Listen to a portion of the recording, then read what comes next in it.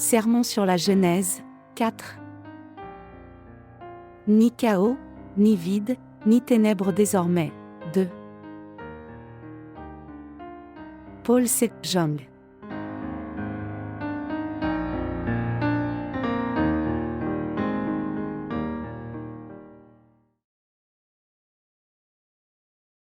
Le Seigneur a changé les ténèbres en lumière.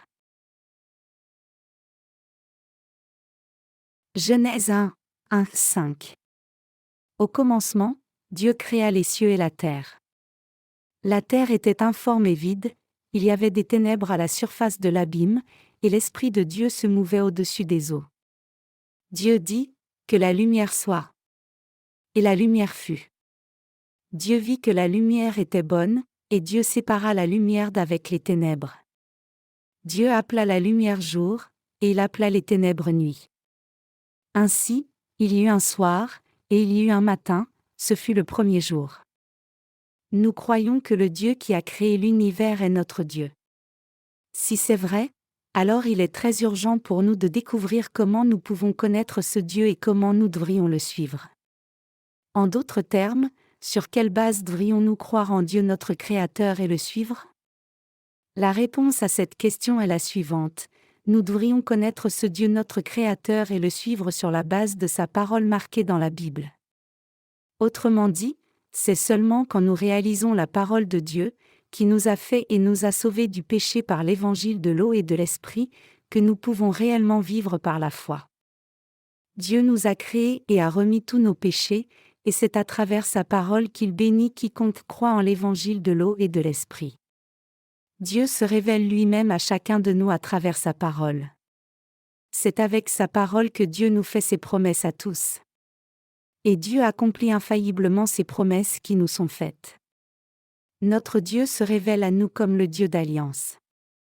Donc, nous devons croire que c'est à travers sa parole que Dieu nous parle et fait des promesses. Le Dieu qui nous a créés est un Dieu saint, et il est le Dieu qui se révèle lui-même à travers sa parole parlée. Ainsi, c'est seulement par la parole écrite de Dieu que nous pouvons rencontrer ce Dieu saint, et c'est aussi avec la parole écrite de Dieu que nous pouvons effacer tous nos péchés. Le livre de Genèse dans l'Ancien Testament commence en disant « Au commencement, Dieu créa les cieux et la terre. » La terre était informe et vide, il y avait des ténèbres à la surface de l'abîme, et l'Esprit de Dieu se mouvait au-dessus des eaux. Dieu dit « Que la lumière soit. » Et la lumière fut. Dieu vit que la lumière était bonne. Nous pouvons voir dans ce passage que c'est par la parole de Dieu, donnée ici en Genèse 1h3, que la lumière soit. Que nous sommes libérés de la confusion, du vide et des ténèbres. Genèse chapitre 1 montre le plan de Dieu pour le salut de l'humanité. En d'autres termes, ce livre est le plan pour le salut de l'humanité. Dans la création de Dieu, tout a été planifié en Jésus-Christ, de la tentation de Satan à la chute de l'homme, le salut de Dieu à travers Jésus-Christ, l'adoption de l'homme comme enfant de Dieu en Jésus-Christ, et toutes les bénédictions célestes qui sont préparées pour les enfants de Dieu en Jésus-Christ.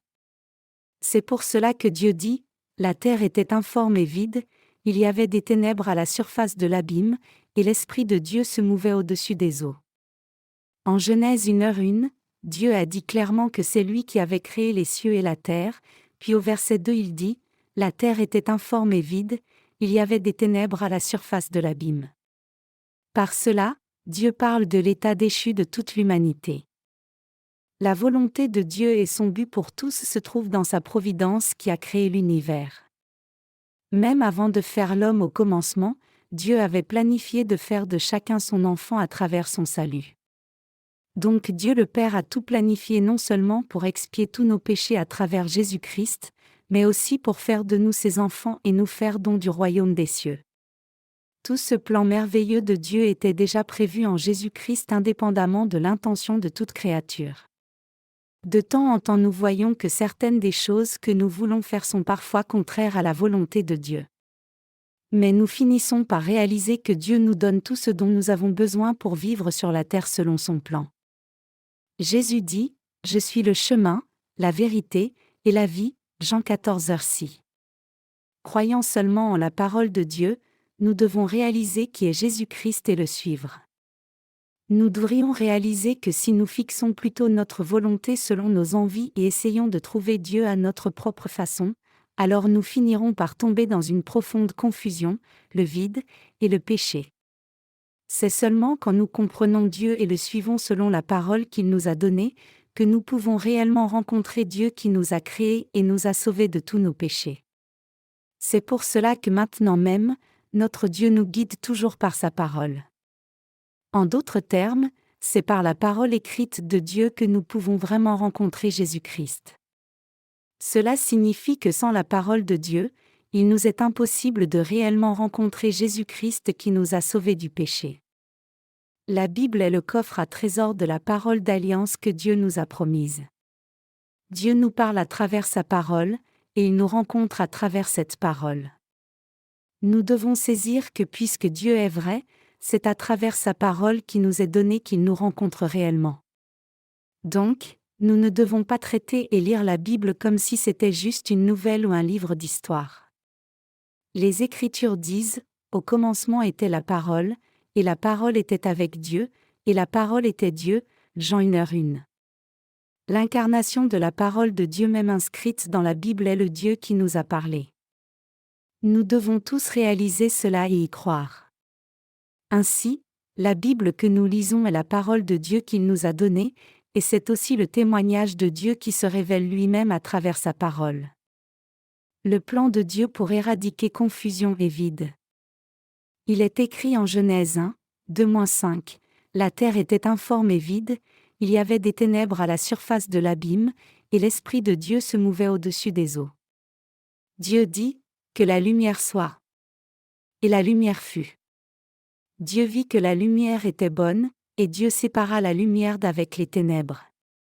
Dieu appela la lumière jour, et il appela les ténèbres nuit. Ainsi, il y eut un soir, et il y eut un matin, ce fut le premier jour. » À partir du passage ci-dessus, nous pouvons voir la volonté de Dieu révélée dans sa parole. Nous pouvons voir que c'est la volonté de Dieu pour nous que chaque âme liée par le péché soit libérée.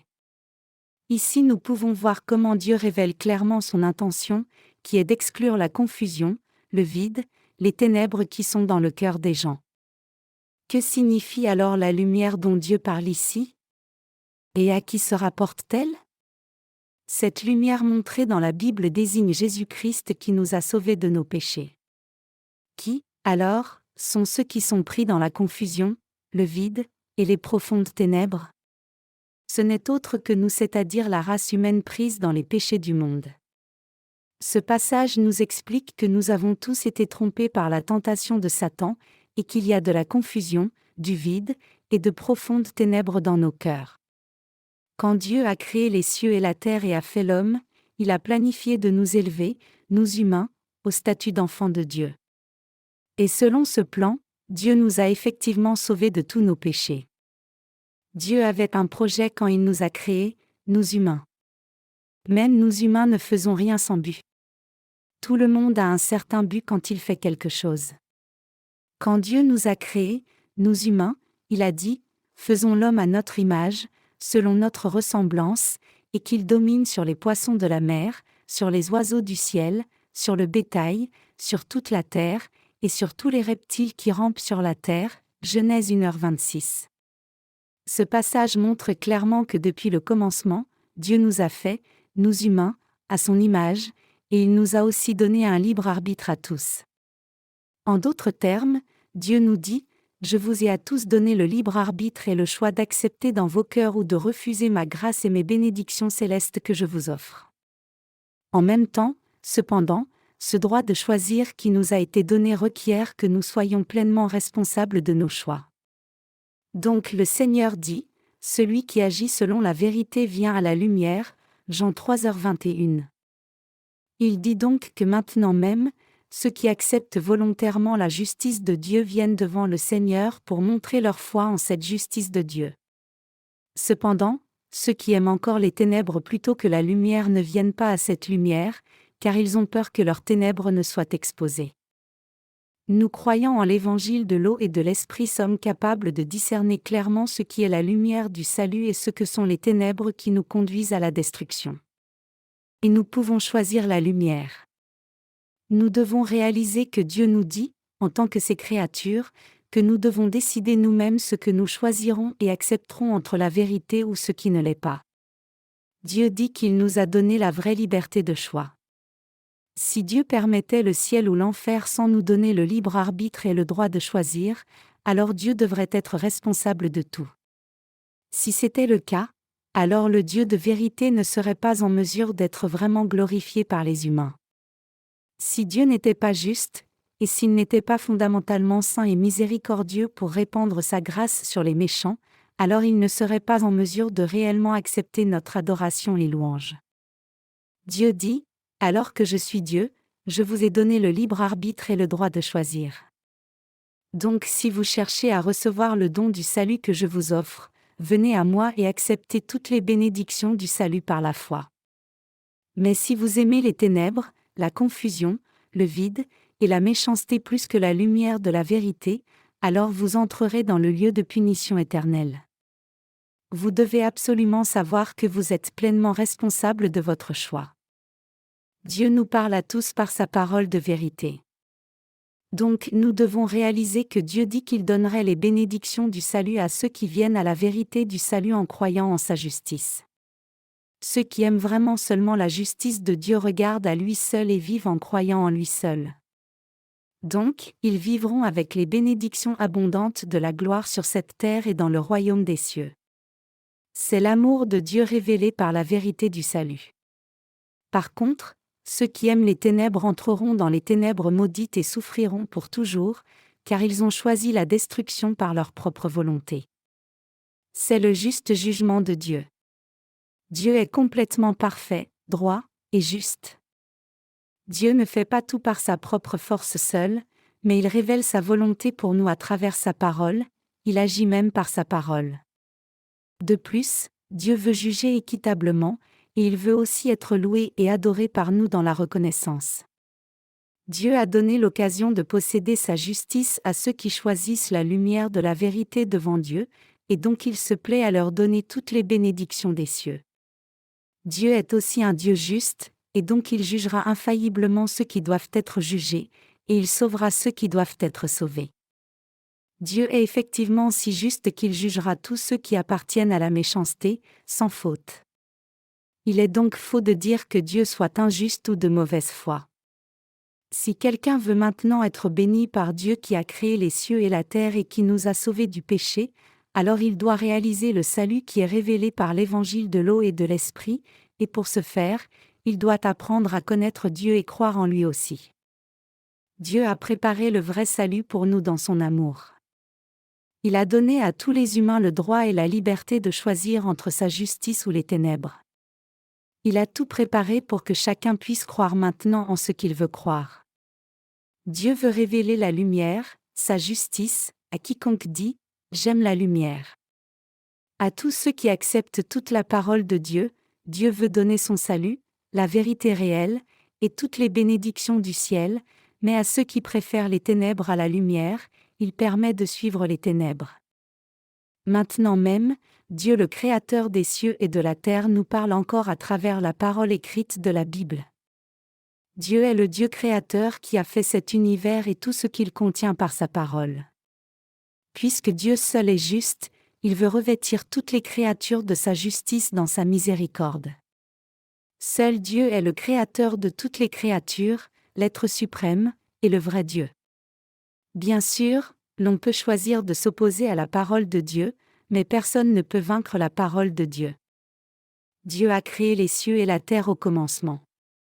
Il a tout fait, les domaines du visible et de l'invisible. Admettez-vous cela? Ayant tout fait, Dieu nous a donné le droit de choisir, c'est-à-dire le libre arbitre. La grâce de Dieu est répandue sur les gens selon leur choix. La Bible dit, « Car le Fils de Dieu, Jésus-Christ, qui a été prêché par nous au milieu de vous, par moi, et par Sylvain, et par Timothée, n'a pas été oui et non, mais c'est oui qui a été en lui. » 2 Corinthiens 1h19. Ce passage signifie que dans le royaume de Dieu, il n'y a rien de semblable à non et rien qui soit irrationnel. Nous devons réaliser que c'était aussi dans le plan de Dieu que l'homme ait eu la permission de tomber dans la tentation de Satan. Le passage des Écritures d'aujourd'hui dit, au commencement, Dieu créa les cieux et la terre, puis continue en disant, la terre était informe et vide, il y avait des ténèbres à la surface de l'abîme. Ce passage implique que dans le plan de Dieu, il était prévu que Satan trompe d'homme et le fasse tomber dans le péché. Si les chapitres de Genèse 1 et 2 fournissent le tracé du plan de Dieu, du chapitre 3 à la suite, la mise en place de ce plan et son accomplissement sont décrits. Nous pourrions dire que Dieu a commencé à faire son œuvre de salut pour l'humanité. Il y a environ 2 ans, un magasin de Séoul s'est écroulé et a laissé beaucoup de victimes. L'enquête sur la cause de l'écroulement a révélé que la conception de ce bâtiment avait été changée plusieurs fois non seulement durant la phase de construction, mais aussi après que le bâtiment ait été terminé. Des changements à répétition sur la structure ont fragilisé l'intégrité structurelle du bâtiment, et c'est ce qui a mené à l'écroulement tragique.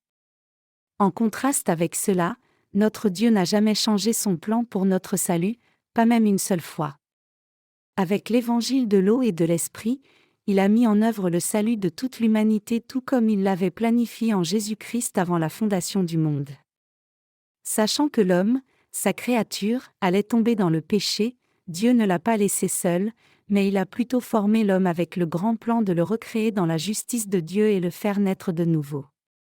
C'est pour cela que Dieu dit, que la lumière soit, quand la terre était informe et vide, et que les ténèbres étaient à la surface de l'abîme. La lumière ici, c'est la justice de Dieu que Jésus-Christ a accomplie pour notre salut. En d'autres termes, c'est la vérité de l'évangile de l'eau et de l'esprit donné par Jésus. L'évangile de l'eau et de l'esprit est l'évangile de vérité qui permet aux pécheurs de naître de nouveau par la parole de Dieu. Tout le monde est devenu pécheur à cause de nos ancêtres, et nos pensées sont confuses, vides, et dans d'épaisses ténèbres. Mais l'évangile de l'eau et de l'esprit est l'évangile préparé par Dieu pour effacer tous les péchés de chaque pécheur et les faire naître de nouveau. Si l'homme n'avait pas été tenté par Satan, il aurait été impossible à quiconque de devenir enfant de Dieu. Nous avons tous pu naître de nouveau parce que nous avons reçu la rémission des péchés en croyant en l'évangile de l'eau et de l'esprit qui constitue la justice de Dieu. Nous étions devenus pécheurs parce que nous ne croyions pas la parole de Dieu, mais en revêtant la grâce de Jésus-Christ qui est devenue la justice de Dieu, y croyant, et naissant de nouveau, nous avons pu devenir enfants de Dieu. C'est le plan de salut que Dieu avait établi avant même la création de cet univers. Quand Adam et Ève, les ancêtres de l'humanité, sont devenus des pécheurs trompés par Satan, Dieu le Père nous a délivrés du péché par Jésus-Christ, son Fils unique.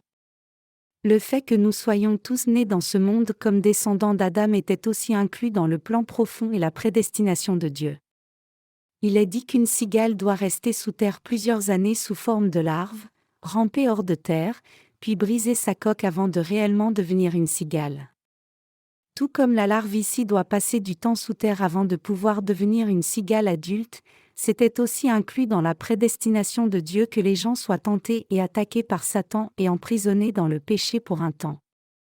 La volonté de Dieu a permis que la tentation de Satan arrive, parce que c'est seulement quand nous sommes devenus pécheurs que nous avons pu devenir le peuple de Dieu en croyant en la justice de Dieu. C'est pour cela que Dieu dit, « La terre était informe et vide, il y avait des ténèbres à la surface de l'abîme. » En d'autres termes, Dieu dit que la raison pour laquelle les gens sont tombés dans la confusion, le vide, et d'épaisses ténèbres est fondamentalement parce qu'ils n'ont pas cru la parole de Dieu dans leur cœur. C'est parce que tout le monde est tombé en proie à Satan au moment où il a laissé Dieu le Créateur, incapable de se confier en lui et son amour. Maintenant même, si les gens ne croient pas en l'évangile de l'eau et de l'esprit que Dieu nous a donné et s'en écartent, alors la confusion, le vide, et les ténèbres viennent dans ce cœur incrédule. Parmi la race humaine aujourd'hui, c'est-à-dire les descendants d'Adam, ceux qui n'ont pas été en mesure de rencontrer le Dieu d'alliance sont tous pris par leurs propres pensées et tombent dans la confusion. C'est parce qu'ils ne croient pas en la parole de Dieu. Puisqu'ils ne croient pas en la parole de Dieu, ils ne savent pas comment Dieu a effacé leurs péchés, et comment il veut les rencontrer dans la maison du Seigneur. Pour que les gens échappent à une telle confusion dans leurs propres pensées, il n'y a pas d'autre moyen que revenir à Dieu en croyant en sa parole. Si nous revenons à Jésus-Christ qui est venu par l'évangile de l'eau et de l'esprit, et croyons la parole de Dieu, alors nous serons certainement en mesure de rencontrer le Dieu de notre salut, car nous pourrons clairement réaliser sa volonté et être libérés de toute confusion. Ceux qui ne reconnaissent pas Jésus-Christ comme leur Sauveur qui est venu par l'évangile de l'eau et de l'esprit sont destinés à tomber dans le vide profond et le péché. Autrement dit, à moins qu'on ne réalise la vérité de l'eau et de l'esprit, on ne peut échapper à ce péché.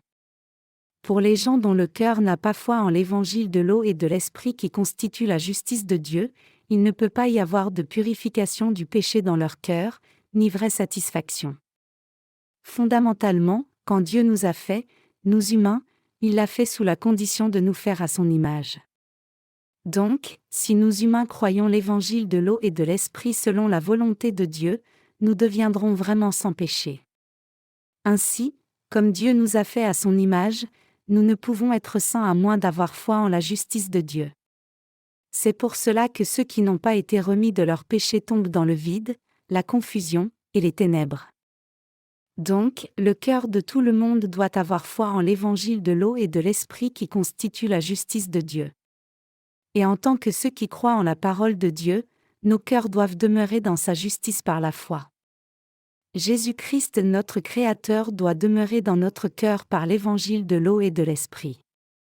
Et nous pouvons vraiment être sauvés seulement quand nous sommes saints en croyant véritablement en la vérité de l'évangile accompli par la Sainte Trinité Dieu le Père, Jésus le Fils de Dieu le Créateur, et le Saint-Esprit.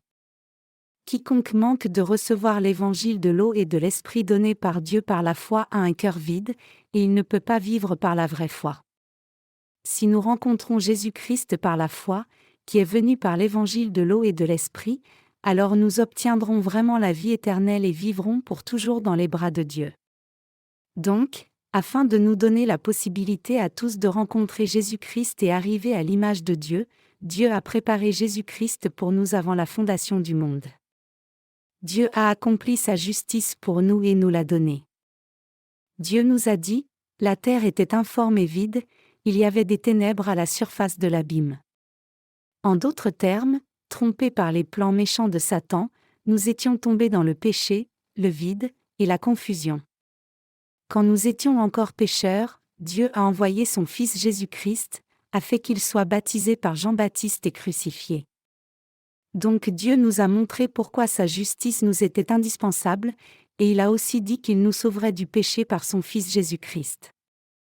Dit autrement, Dieu a promis qu'il nous sauverait de la confusion par sa justice et à travers Jésus-Christ.